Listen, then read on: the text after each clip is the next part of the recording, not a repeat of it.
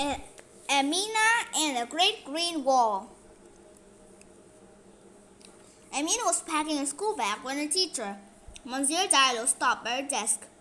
"I'm certain today must be your last day, Amina?" he asked. "Education is surest path to a bright future." "I wish I could stay, Monsieur," Amina said regretfully as she slung her school bag over her shoulder. "The hibernate is late again this year. The rains have not yet come. Our village is nothing but dust and desert. Our cattle have no grass or shrubs to graze on. Mama says that if we take the herd farther south, we may find something growing for them to eat." "I understand, but I'm sorry to hear it," Monsieur Diallo said with a deep sigh.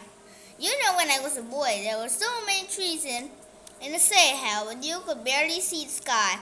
But now," Monsieur Diallo just shook his head. "Indeed, all along the 8 kilometers walk home, Amina did not see a single tree.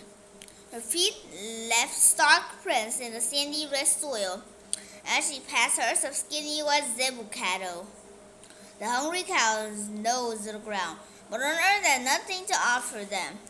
Once this has been a fertile place, as far back as anyone could remember.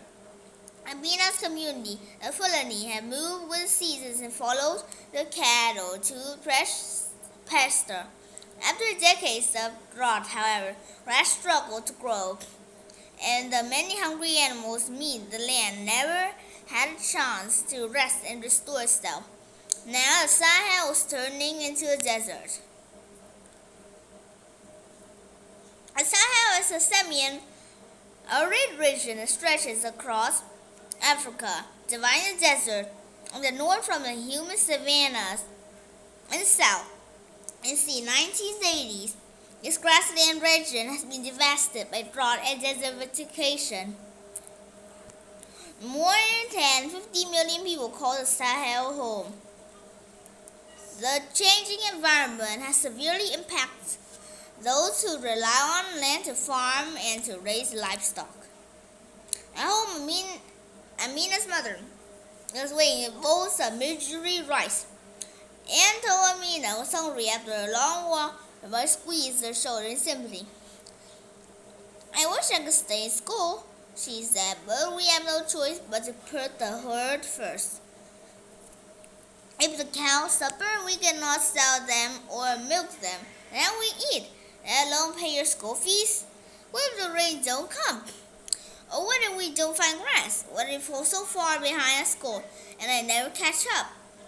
Amina thought, but she could see the worry and lines etched deep into her mother's forehead and did not ask. 6 months later, and cattle were skinnier than ever when Amina's mom returned to the village. For months they had traveled south in searching of good grazing land, but with little luck. The herd suffered from walking long distance without much food, and diseases spread easily with so many animals on the move. Finally, Amina's mother decided it was time to pack up their Okoro house and head back to the village. I still did not have enough money for Amina to go back to school. Instead, she watched over the herd. It was how one day she spotted a car rumbling down the road toward the village. Curious, Amina followed the car all the way back to the village center, where a man climbed out it. He carried a hefty stack of maps and charts, and many people gathered around to hear what he had to say. "Peace be upon you. My name is Amadou Sow. I'm here on behalf of the Great Green Wall," the man explained. "It's an African-led movement to restore land across the continent, tackle desertification, and bring back prosperity." And once the villagers began peppering him with questions, and Monsieur Sow patiently answered each one. Amina was not sure she understood everything, but what she did learn was that people were going to plant trees all across Africa. It was a great green wall, not a structure made of brick or wood, but one made of living trees to create a barrier between the desert and Sahel. They would be strong, brought residents trees that would help repair the landscape and fight soil erosion. A Great Green Wall will not just restore the land, it will also provide jobs and security.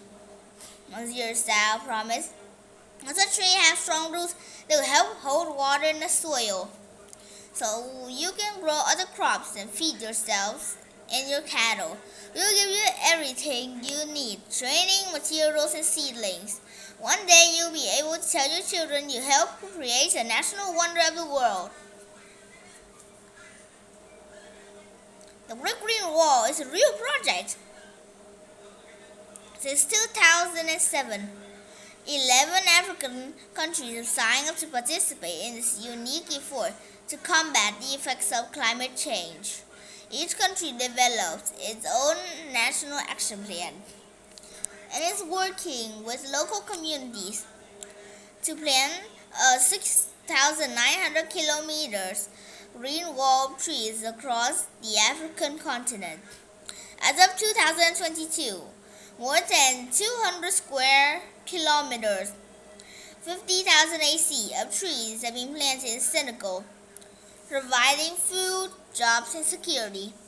In addition to adding trees, the Great Green Wall will transform life in the region. Amina raised was faster her feet carry home and repeated as she had to her mother. Amina's mother looked doubtful. It sounds too good to be true. A miracle is what we need, not some baby trees, she said. This is our miracle. Amina laid his hands on her hips. He pointed at the empty landscape all around her. Besides, what do we have to lose by trying? Next day, Amina and mother signed up to help with local work up the Great Green Wall. There were fewer helpers than Amina had hoped, since many people had left the village to look for jobs elsewhere, but there were none. Over the next few weeks, Monsieur Sal brought several hundred acacia seedlings and showed everyone to plant them far enough apart for roots to grow wide and strong. Next, they built fences to keep out hungry cattle and goats. It was hard work, but doing it together as a community felt powerful. There was more laughter in the village than there had been in months. When the trees have grown bigger, I will come back and show you how to prune them. Monsieur Sal said. The seedling was still very small, but looking at little specks of green poking out of the soil filled Amina's heart with hope. The hibernation was late again that year, but after it had passed, the little trees grew bigger and stronger. The plan was working. The only difficulty was that there were still many hungry animals in the village, and not everyone respected the fence. One day, Amina spied a boy standing by a ghost leaps over a barrier and began munching on seedlings. Hey, Amina shouted. Don't you know those are beginnings of the Green Wall? Ha! The boy scoffed. All I see are a bunch of small trees, so we go so hungry now. We don't have time to wait for some imaginary wall to grow.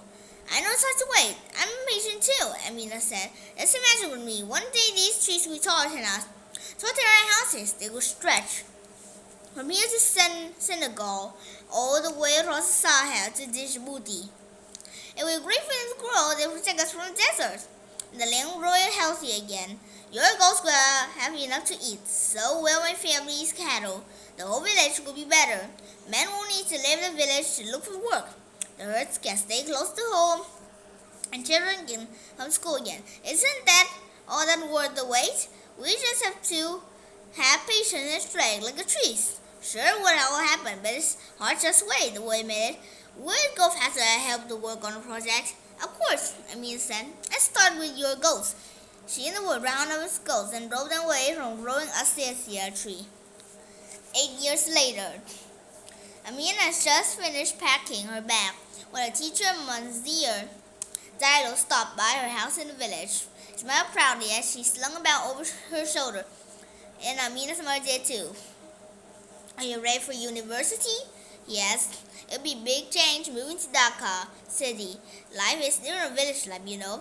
And Amina looked forward to the acacia forest that was growing strong and tall just outside the village. Over the last 8 years, The Great Green Wall has thrived. 80 million drought-resistant trees have been planted in Senegal alone. In Amina's village, trees have strengthened the soil and helped the grass grow back for the cattle to eat.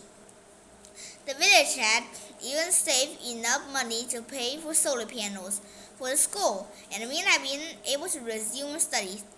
I will miss watching the trees grow, Amina admitted as Amar squeezed her shoulder in sympathy. But did I tell you how I plan to use my scholarship? I'm going to study environmental science and give back to the earth, just like the others given to me. Bye.